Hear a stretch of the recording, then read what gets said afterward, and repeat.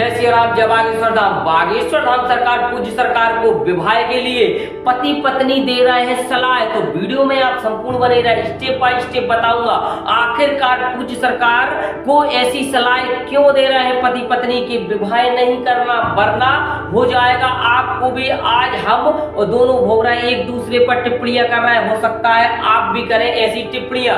तो तमाम वीडियो में आपको पूर्णतः बताऊंगा और स्टेप बाय स्टेप बताऊंगा। तो जैसा कि आपको पता है, बागेश्वर सरकार पूज्य सरकार वह कहां पर है? जगन्नाथपुरी में, भगवान जगन्नाथ जी की पुरी में है और वहां पर भक्तमाल कथा, आप सभी को भक्तमाल कथा का रसपान करवा रहे हैं। और आज कथा का प्रथम दिन था, जिसके चलते पूज्य सरकार के वह वहां पर कथा कहने पर वह पहुंचे जब कथा करने के लिए पंडाल में, तो एक ऐसे जोड़ा मिला जो पति पत्नी का जोड़ा मिला और काफी उनके लिए पूज्य सरकार को समझाइश देने लगे। हो सकता है वह समझाइश सही हो, परंतु उन्होंने बताया कि कभी विवाह भूलकर भी नहीं करना, क्योंकि विवाह करोगे तो ऐसा ही जो हमारा हाल हो रहा है वह आपका हाल होगा। तो काफी हंसी और वह ठिठोले करने लगे पूज्य सरकार और एक दूसरे पर तंगजा कसने लगे पति पत्नी पर, क्योंकि पूज्य सरकार वैसे ही विवाह को लेकर काफी डरते हैं। परंतु पूज्य सरकार के समक्ष जब ऐसे भक्त पहुंच जाते हैं और उनसे कहते हैं कि विवाह ना करना, क्योंकि विवाह करोगे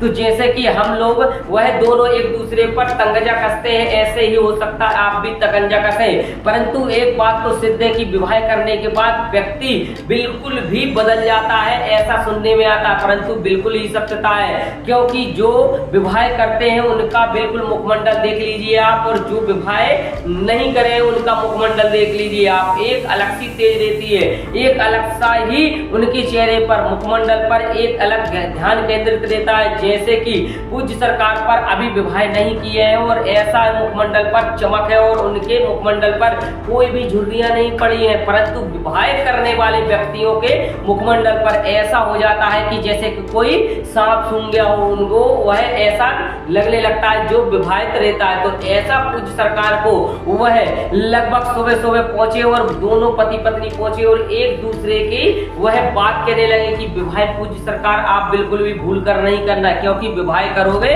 तो जैसा कि मैं परेशान हो रहा हूं ऐसे ही परेशान आप भी हो गए। और जैसी वह कह के गए और इसके बाद वह पति वह कह के गया और सेकंड थोड़ी चंद सेकंडों बाद पत्नी पहुंच गई कि पूज्य सरकार मैं आपको सलाह सबसे अच्छी दे रही हूँ कि कभी भी भूल कर भी आप विवाह के बारे में सोचना भी मत। तो पूज्य सरकार तो पैसे ही पहले से खिलाफ है कि मुझे विवाह नहीं करना, आप पुख्ता सबूत और मिल गया। तो पूज्य सरकार ने वह विवाह को लेकर चलते उनने पहले ही मना किया है, अब वह और उनके लिए हौसला बुलंद हो गया, क्योंकि पूज्य सरकार विवाह के बंधन में वैसे भी बंधना नहीं चाहते। परंतु अब पूज्य सरकार को जब यह पति पत्नी के जोड़े ने कहा तो वो भी कहने लगे कि मैं विवाह अब नहीं करूंगा। तो कमेंट में आप बताएं पूज्य सरकार को विवाह करना चाहिए अथवा यह पति पत्नी जो कह रहे हैं कि नहीं करना चाहिए, तो कमेंट में जरूर आप बताएं। इसी के साथ सभी को जय श्री राम, जय बागेश्वर धाम।